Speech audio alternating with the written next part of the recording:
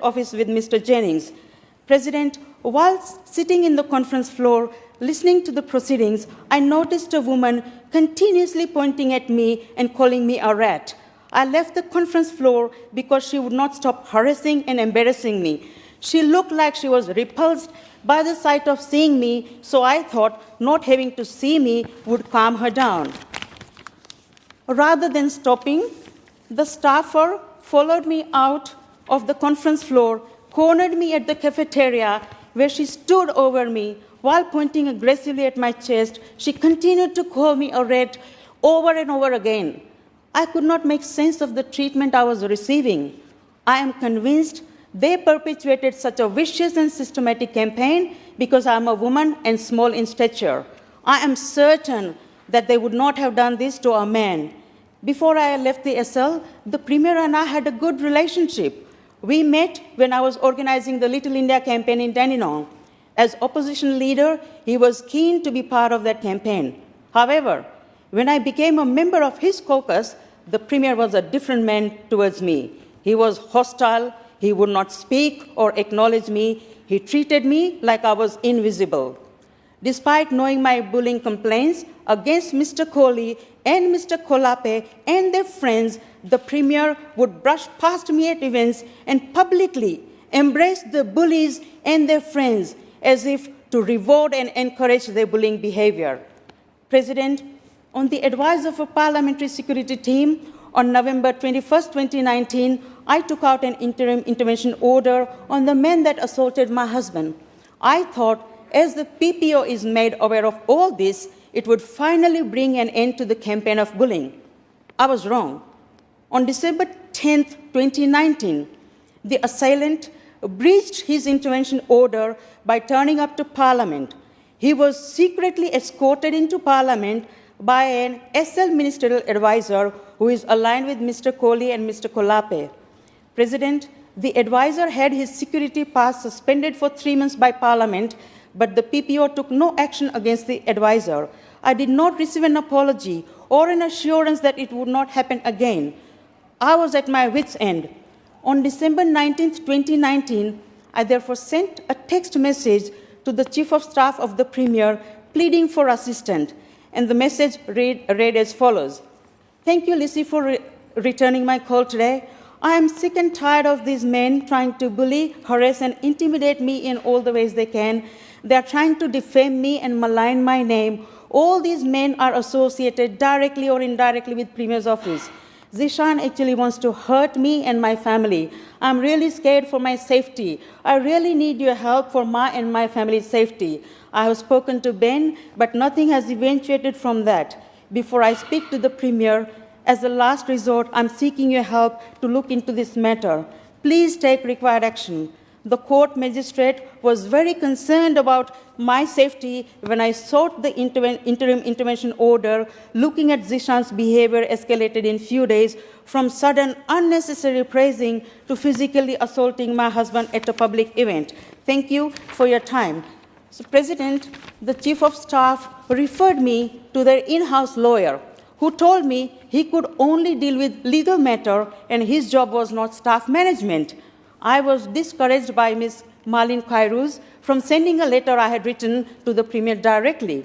Ms. Khairuz advised that the SL and PPO would claim that I was trying to blow up the government since emails are often sent to be leaked or discovered by an FOI request. Ms. Khairuz instead volunteered to speak to PPO on my behalf.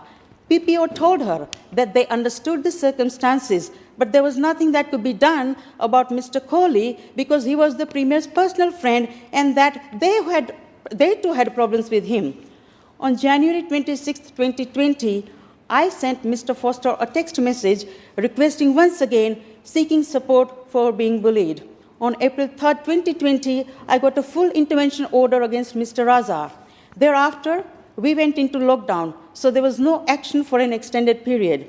On May 12, 2021, I sent a text message to Mr. Foster for an update on what action they had taken to stop Mr. Kohli, Mr. Kolape, and their gang from bullying me. I sent this text message because we were emerging from lockdown and I was due to attend meetings and events. On May 14, 2021, I spoke again to the PPO in-house lawyer seeking support. On the same day, I also spoke to Mr. Foster about my bullying complaint. I felt that Mr. Foster either did not take my complaint seriously enough or he was facing internal resistance to dealing with it. I had had enough. On May 16, 2021, I emailed a 6-page letter containing all the complaints that we had previously discussed to Mr. Foster. On June 8, 2021, I had a meeting with Mr. Foster and Ms. Jessie Macron, who is the Deputy Chief of Staff to the Premier, in the presence of Ms. Sarah Connolly MP and Ms. Natalie Hutchins.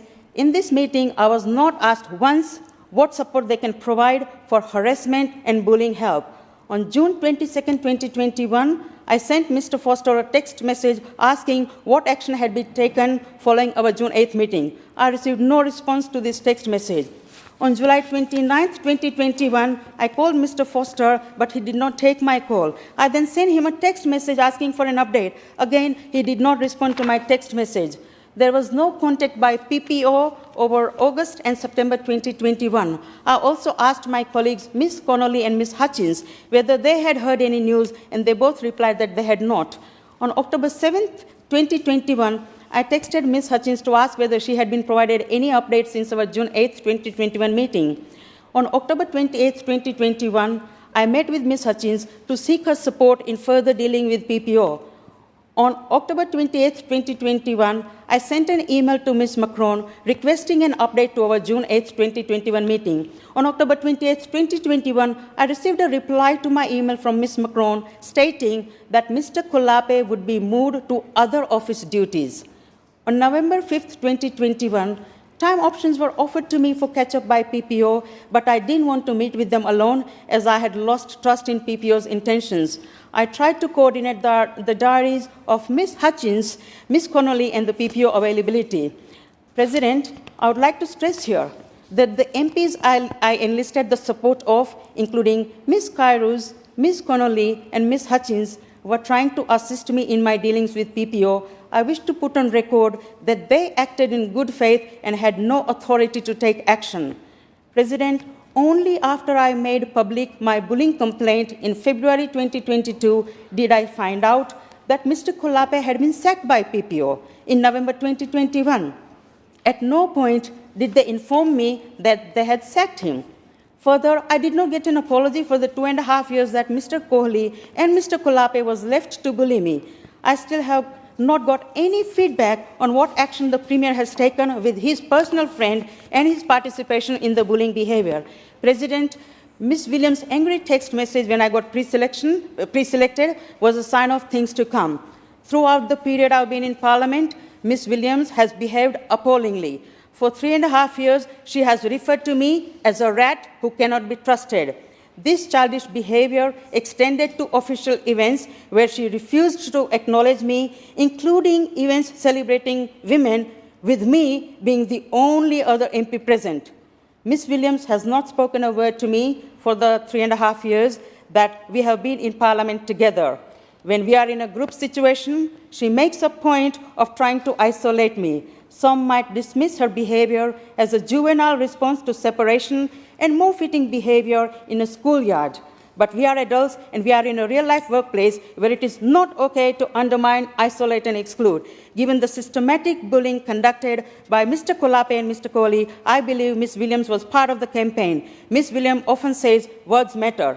My word, they do minister, and so does behavior. The Premier referring to me as that person summed up his 3 years of interaction with me. By calling me that person, he stripped me of my name and my identity, therefore making me feel worthless. Exactly how he made me feel in the 3 years of interactions I've had with him. Leaders set the culture and standards of organization. The Premier made it very clear that I was persona non grata after I left the SL, and the rest felt they had a license to go after me. The fact the Premier and his Treasurer questioned my psychological well-being after I made my complaint public speaks volumes. I am sick of women being characterized as mad, crazy, or irrational whenever they complain. There are women who may be experiencing bullying behavior right now who will think twice after witnessing the brutal victim blaming that the Premier and the Treasurer engaged in because I dared to complain. President, all the text messages and emails referred to in my statement have been retained and will be handed to WorkSafe this week. President, I have given the House a well-documented factual account of my horrendous experience of being systematically bullied for 3 years. I do not consider this a matter for debate. Therefore, I do not propose to sum up should members wish to speak to the motion. Thank you. Thank you. Ms. Taylor. The government fundamentally refutes the allegation. The Premier's private office took a series of actions regarding Ms Vaghela's complaints, many of which centred around community members. The single staff member mentioned in the formal written complaint was terminated following a complaints process. Not only does the government refute these allegations, but they are in no way consistent with our track record. We lead by example. More than 50% of the Cabinet are women. We were proud to achieve this for the very first time in our state's history back in 2018. And we continue to overshadow those opposite who prefer to cast stones rather than take action in their own backyard. Not only is our Cabinet more than 50% women, the representation in our state's most important decision-making body by the great many more women in our caucus, of which I am one, is bolstered, I should say, by the great many more women in our caucus, of which I am one. We all play a critical role building a fairer state for all Victorians. Our track record on preventing and addressing violence and harassment against women is nation-leading. With the first ever Royal Commission into Family Violence, of which we are implementing every single one of the recommendations, and the establishment of a ministerial task force on workplace sexual harassment to develop reforms that will prevent and better respond to sexual harassment in workplaces.